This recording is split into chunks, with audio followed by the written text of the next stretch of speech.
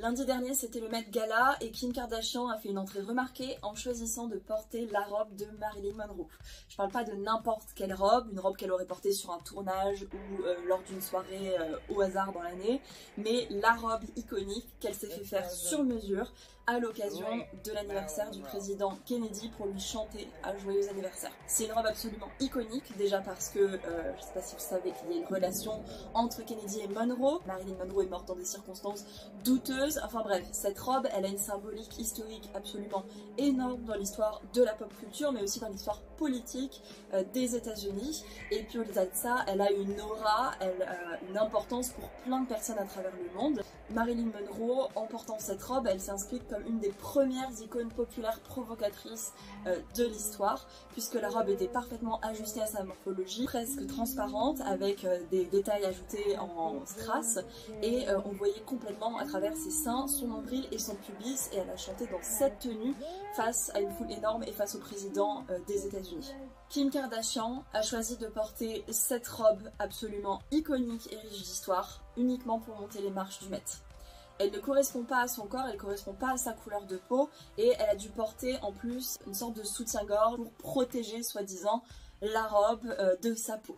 Donc en fait cette robe elle a perdu tout son intérêt. Déjà c'est plus la robe unique faite sur mesure pour souhaiter un joyeux anniversaire au président des États-Unis et c'est plus une robe qui simule la nudité, qui fait croire que la personne qui la porte est complètement nue. Donc en fait aucun intérêt de porter cette robe. Et Kim Kardashian a changé de tenue pour une réplique ensuite pour la soirée parce que pour des questions encore une fois de conservation, elle pouvait pas la porter, c'est trop risqué. Chercher l'incohérence du truc. Donc très clairement, l'objectif en portant cette robe n'est pas du tout de rendre hommage à une célébrité, ni de porter cette tenue avec respect pour, j'en sais rien, sentir ce que ça fait, enfin ressentir une émotion, mais c'est vraiment un plaisir personnel, pas de vivre à travers une star qu'on admire, mais vraiment juste d'obtenir quelque chose qui ne devrait pas être porté. Donc c'est vraiment une réflexion de ce que l'argent peut permettre d'acheter, à savoir l'interdit. L'objectif de Kim Kardashian, avec ce qu'elle fait déjà au quotidien, c'est plus de provoquer par la nudité. Donc c'est vraiment, là elle dépasse Marilyn Monroe, l'objectif c'est même pas de comprendre la robe, de comprendre dans quel contexte elle a été portée, c'est juste de porter une robe interdite et absolument iconique. Comment c'est possible qu'une robe d'une telle importance ait été louée à Kim Kardashian juste pour monter les marches du tapis rouge? Eh bien cette robe n'appartient pas à un musée, elle appartient à la société Ripley qui collectionne des objets de la pop culture, du cinéma et qui fait des grandes expositions itinérantes à Vegas, etc. J'imagine qu'elle a payé une coquette somme d'argent pour pouvoir emprunter cette robe-là. Cette robe n'était donc pas du tout adaptée aux mensurations de Kim Kardashian et je parle même pas de ses implants, ça c'est son choix esthétique. Je parle juste du fait que Kim Kardashian n'a pas du tout la même morphologie que Marilyn Monroe. Marilyn Monroe, elle avait des formes généreuses mais elle était toute menue. Kim Kardashian, elle a des épaules beaucoup plus larges. Bref, cette robe n'est pas ajustée à son corps. Et on le voit dans cette vidéo complètement horrible de l'habillage. On voit que les habilleuses doivent forcer et pousser pour essayer de faire rentrer la robe sur Kim Kardashian. C'est une robe, je le rappelle, qui est transparente, qui est d'une extrême finesse et délicatesse. Et du coup, c'est évident que ça l'abîme malgré soi-disant les précautions prises pour qu'elle la porte pas trop longtemps, etc. Là où vraiment c'est se moquer du monde, c'est qu'en plus les habilleuses portent des gants. Or, en conservation-restauration, je crois que j'ai pas précisé mais c'est mon métier, c'est pour ça que je vous donne mon avis, en conservation-restauration il n'est pas du tout recommandé de porter des gants. C'est un gros a priori qui est juste là pour rassurer les publics. Ce qui compte c'est la façon dont on manipule les choses et clairement là il y a une grosse hypocrisie à porter des gants alors qu'on voit en plus que les habilleuses poussent vraiment en tirant directement sur les sequins, c'est même pas, il n'y a aucune délicatesse, donc ça pousse les sequins, ça tire sur les fils, enfin vraiment il y a trop de risques que ça se déchire et peut-être que ça ne s'est pas déchiré là, mais c'est sûr que la robe a été abîmée dans le process, quand bien même c'était pour quelques minutes sur le tapis rouge et pas pour toute la soirée, on s'en fiche, c'est juste le fait de l'enfiler qui est une aberration. Et là où c'est vraiment mais ridicule et on se moque des gens, c'est que même Kim Kardashian porte des gants, cherchez l'erreur alors que toute sa peau est sur la robe.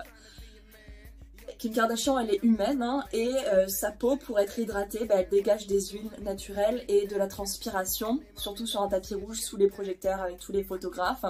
Même si elle est en self-control et qu'elle sait ce qu'elle fait, ça reste un être humain.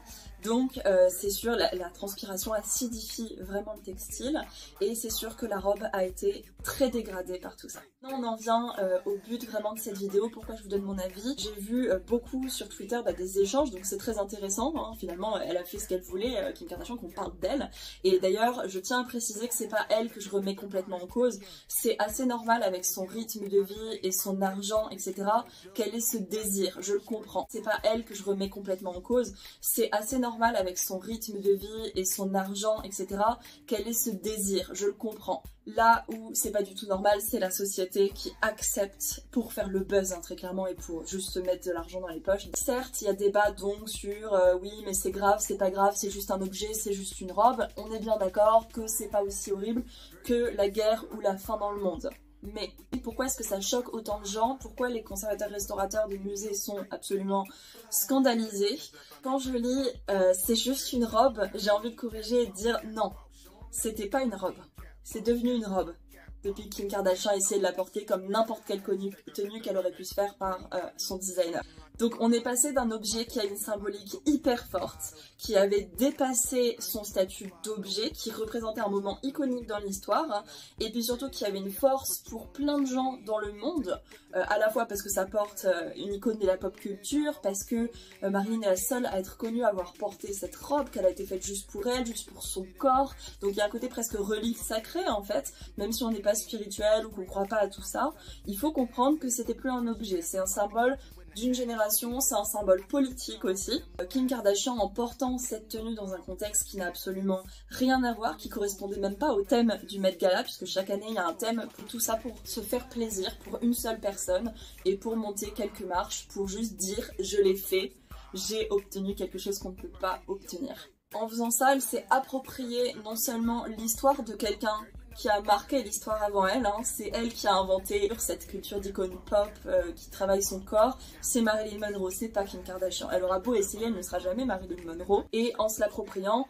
elle a détruit toute la symbolique de cette robe. Ce sera plus la robe iconique que seule Marilyn a portée à une occasion exceptionnelle, c'est devenu un bout de tissu. Là où c'est grave, c'est que ça ouvre la porte à dire que le patrimoine n'a aucune valeur, que le patrimoine n'a qu'une valeur financière et qu'avec l'argent on peut acheter absolument n'importe quoi. C'est quoi la prochaine étape? C'est qu'on brûle un tableau de Léonard de Vinci en fait parce qu'on a de l'argent. Ça peut devenir une surenchère. Le patrimoine, on le conserve pour ça, parce que c'est une histoire commune et ça dépasse le simple objet.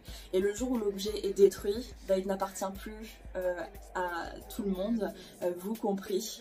Et c'est ce qui s'est passé avec cet exemple de la robe de Marilyn Monroe. Cet objet ne sera plus jamais ce qu'il a été. Donc on en aura son souvenir dans la mémoire collective, mais l'objet physique qui portait ce message n'existe plus. C'est banaliser la destruction du patrimoine, c'est banaliser la culture des autres. Et justement, avec des guerres comme on en a toujours, ça fait réfléchir à comment des personnes peuvent traiter vraiment avec mépris la culture des autres. Et vous savez qui d'autre faisait ça?